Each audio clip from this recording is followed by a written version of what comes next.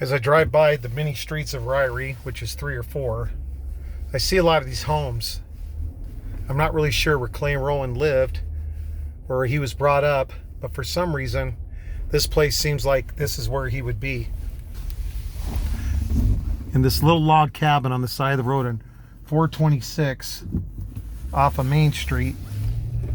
Or is this Miller Street? I can't tell. Hold on. First East Street. Not sure if that's where Clay lived, but I would just like to think that that's the case. We're now at Ryrie Community Hall, where I think Clay did a lot of square dancing back in the day with Peggy Sue Milliken of Rigby.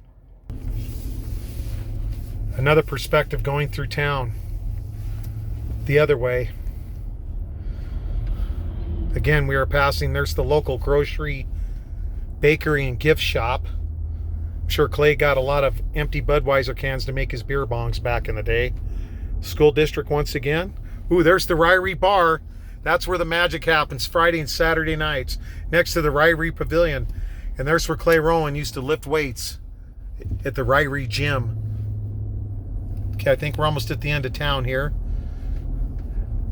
I'm not sure where the John Deere spot is where the old man worked, but still can't find the Ryrie liquor store. It could be inside this gas station here.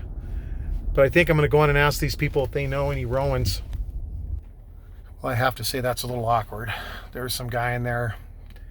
Now, granted, he's young, but when you don't know the name Clay Rowan in Ryrie, Idaho, where do they get these people that work here? He was giving me dirty looks like, what the hell is this guy talking about? I said, Clay Rowan, motherfucker. And he threatened to call the police on me. So I'm going to go ahead and head towards the high school. But this is one of the most memorable days of my life, cruising through Ryrie. It only took 2 or 3 minutes, but it was still memorable. Welcome to Ryrie, home of the Bulldogs.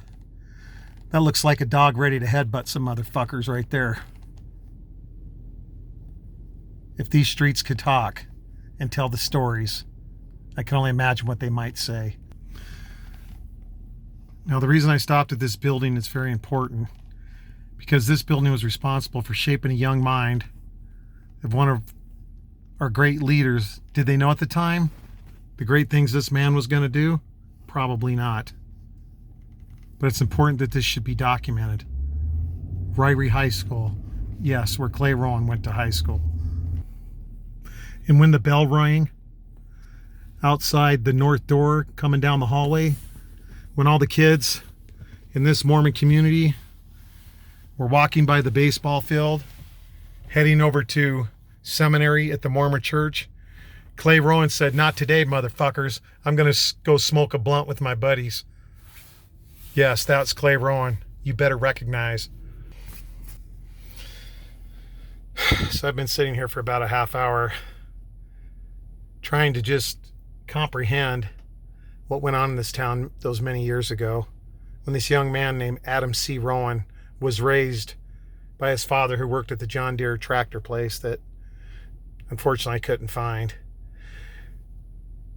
But I think America needs to know a little bit of story about where this young man grew up in Ryrie, Idaho. It's a place I've heard of for years, and now God has blessed me to be able to come through this town, although it being short and quick, to see what Clay Rowan saw, to see the ditch where he rolled his car, to see the places where this guy used to drink and smoke weed, but more importantly, work hard to become somebody. I'm proud of this guy. Clay Rowan, motherfuckers. Ryrie, Idaho.